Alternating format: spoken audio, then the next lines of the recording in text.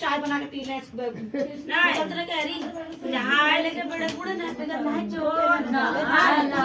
रात को ही चौक। हमारी गदिया साथ लकड़ी अच्छे लगते चौका में। ऐसे छोटी छोटी गुड़िया सी बना दी जाएंगी। हाथ में बना दिया, सब चीज बना। ऐसा लगा है ना कि हमसे कोई गलती ना हो जावे, हमने कभी करी नहीं, ऐसा लगा। अरे चाची बना लेती छोटी बुआ तो सब चीज बना लेती।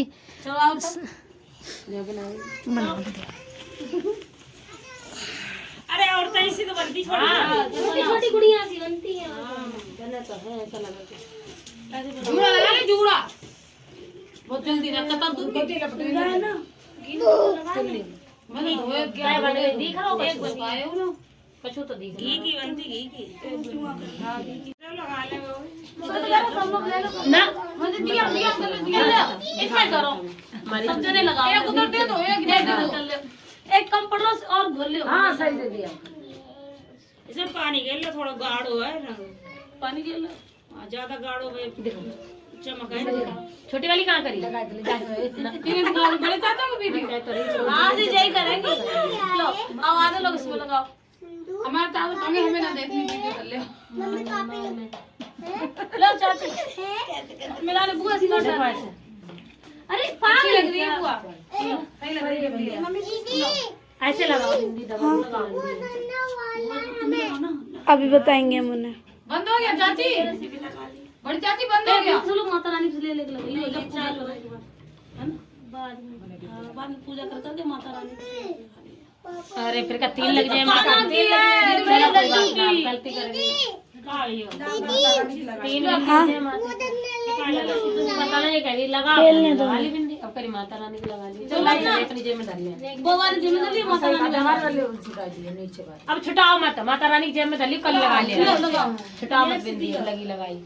जिसने ना लगाई तो लगाओ मत, लगाओ मत। खाली रंग लगा लो, सब जगह लगा लो, और बाकी को श्रृंगार भी छोड़ कर सिंदूर बिंदी माता से ले। जिसने ना लगावे वो लगाए ले। हाँ छुटाई ना जा, माता की बिंदी ये मिलेंगी बाद में। बाद में लिया मत लगाओ बिंदी। हां बस इनका लगी कहाँ है? मांग अभी मत लो, लगा लो तुम, लगी ना है तो इनके लगी नहीं है। मंगवा दी मैं जो करीब बाद में भरियो, फिर और भरियो लाओ।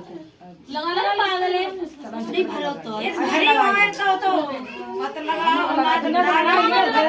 और बंदी हो ना बाकी में, और बंदी मेरे सर पे बैठ जाओ। कहाँ पे लगेगा? नहीं बोल की जाती ना। फोन सबको देखो कितनी देर में आएंगे। चल रहा है फोन, देखो फोन चल रहा है। गैशू आज मैं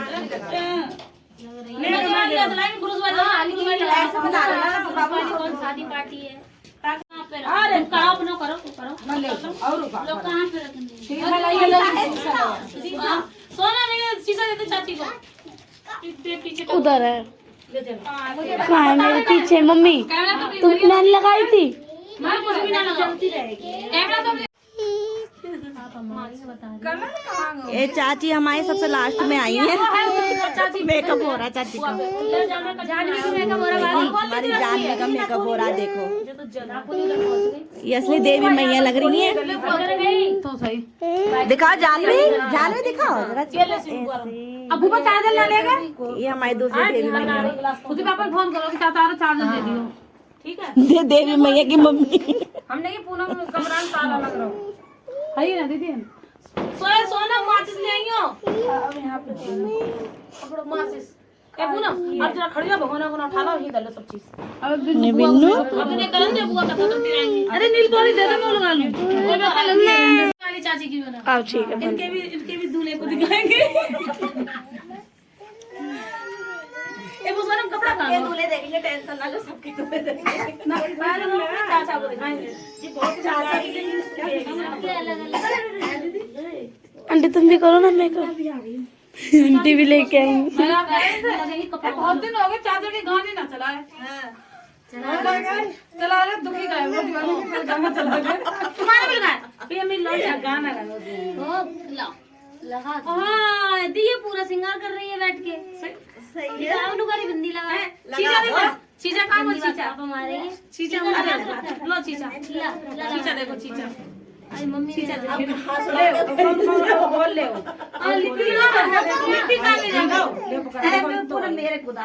कटोरी में डल्ला टिफन टिफन ढक्कन दे रखे इनमें रख ला माँ बेटा की वीडियो अरे चुप हो जाओ। मम्मी पकड़ो, हम जलेबी देके आए, तुम बनाओ।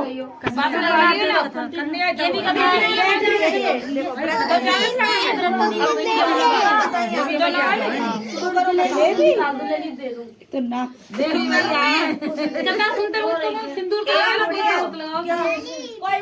चाची अपना मुंह आगे करो, बताओ ना, शुरू कर दो मम्मी। मुंह सामने करो। शुरू करो कथा। फोन है ना, कैमरा चला लो, फिर पता ना तुम लोग कर रही लो। हमने सबके एक एक फेस दिखा। यार मैं नहीं ला रही, बहुत लगा ली मैंने, थप्पड़ मार दूंगी। तू अपने ला ले। हाँ करो करो। बोलो संकटा मैया की जय। एक बुढ़िया थी, उस बुढ़िया का एक जवान बेटा था जिसका नाम रामनाथ था। वे जीविका के लिए परदेश चला गया। पुत्र के विदेश गमन के पश्चात उसकी बुढ़िया माँ बहुत ही चिंतित एवं दुखी रह करती थी। उसकी चिंता का विशेष कारण ये था कि उसकी पुत्र वधू उसे प्राय नित्य खरी खोटी बातें सुनाया करती थी।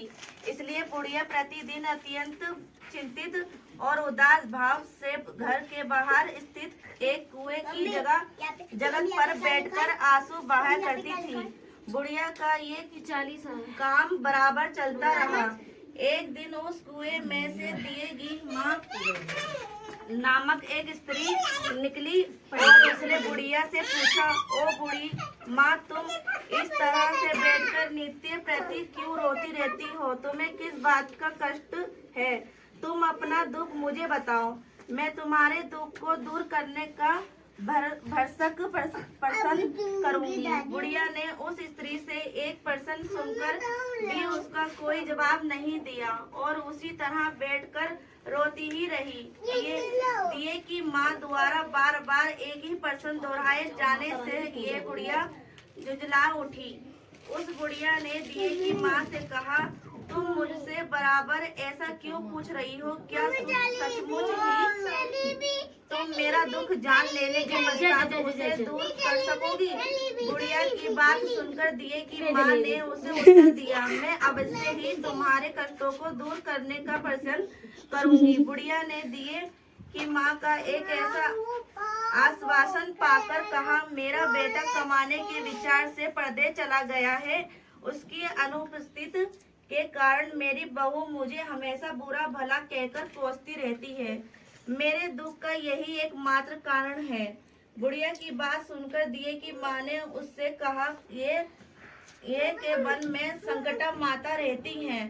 तुम अपना दुख उन्हें सुनाकर कष्ट से छुटकारा पाने के लिए विनती करो। वे बहुत ही उनकी कृपा से सौभाग्यवती भव स्त्रियों को सौभाग्य अचल हो जाता है। कुमारी कन्याओं को अपने इच्छित वर की प्राप्ति होती है। रोगी अपने रोग से मुक्त हो जाते हैं। इसके अतिरिक्त और भी जो मनोकामना हो उन सभी को पूरा करती हैं। दिए की माँ से ऐसी विलक्षण बात सुनकर बुढ़िया संकटा जी के पास गई और उनके चरणों पर गिरकर संकटा दंड व्रत करके विलाप करने लगी। संकटा जी ने दृढ़ होकर बुढ़िया से पूछा, बुढ़िया तुम किस दुख के कारण बराबर रोती रहती हो? बुढ़िया ने कहा, हे माता, आप तो सब कुछ जानती हो, जानने वाली है, आपसे कुछ भी छिपा नहीं। यदि आप मेरे दुख को दूर कर दो तो मैं अपने करुणा गाथा आपको सुनाऊं। उसकी बात सुनकर संकटा जी ने कहा, तुम पहले मुझे अपना दुख तो बताओ। हनुमान के तो फाड़ दियो ना। दूर करना ही मेरा काम है। संकटा जी के ऐसा कहने पर बुढ़िया ने कहा, मेरा लड़का परदेश चला गया है। उसके घर में न रहने से मेरी बहू मुझे तरह तरह की बातें सुनाती करती है। उसकी बातें सहन करने के योग्य नहीं होती। इसी कष्ट के कारण मैं विश्वास होकर बराबर रोया करती हूँ। बुढ़िया की इस दर्द भरी कथा को सुनकर माता संकटा ने कहा, तुम घर जाकर मेरे लिए मनौती मांग लो कि है संकटाचल पर वापस आ जाएगा तो मैं आपकी पूजा करूंगी और स्वांगनी स्त्रियों को आमंत्रित करके उन्हें भोजन कराऊंगी।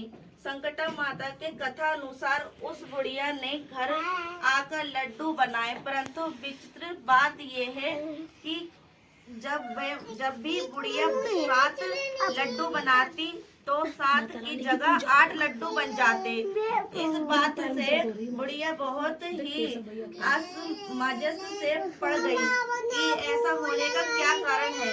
कहीं मेरी गलती से गिनती करने में तो भूल नहीं हो रही है, अथवा अपने आप 8 लड्डू बन जाते हैं, कोई जाने का कोई अन्य कारण है। इस समय वृद्धा स्त्री के वेश में माता संकटा प्रकट हुई और बुढ़िया से कहा, क्यों बुढ़िया, आज तुम्हारे यहाँ कोई अशुभ है क्या? सुनकर बुढ़िया ने कहा, हाँ, आज मैंने संकटा माता के लिए एक स्वांगनी को भोजन खिलाने को आमंत्रण दिया है, किंतु जब गिनकर 7 लड्डू बनाती हूँ तो वे लड्डू अपने आप ही 8 बन जाते हैं। मैं इस बात से बहुत चिंता में पड़ जाती हूँ। बुढ़िया की बात पर संकटा जी ने कहा, क्या तुमने किसी बुढ़िया का स्त्री को भी निमंत्रित किया है? बुढ़िया कहने लगी, नहीं, मैंने तो ऐसा नहीं किया, परंतु तुम हो कौन? संकटा जी ने कहा, मैं बुढ़िया हूँ, मुझे भी तुम आमंत्रित कर दो।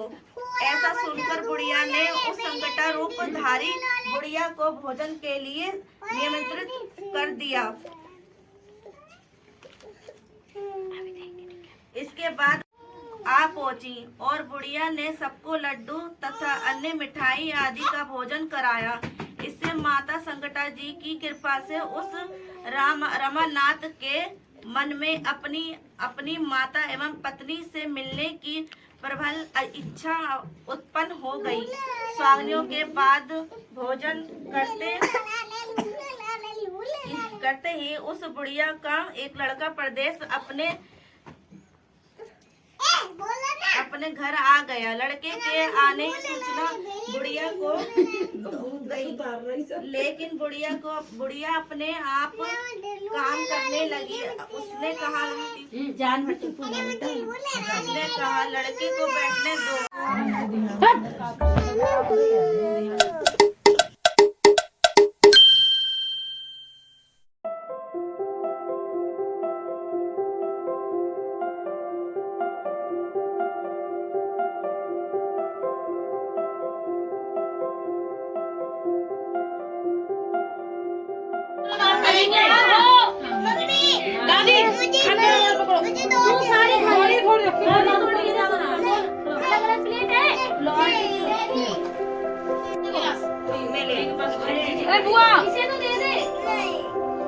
बड़ा गंदी बात, अभी आप लेना, फिर आधा प्लेट में देंगे, वो मम्मा को दे दो। माता की छोटी चाची की भी जय।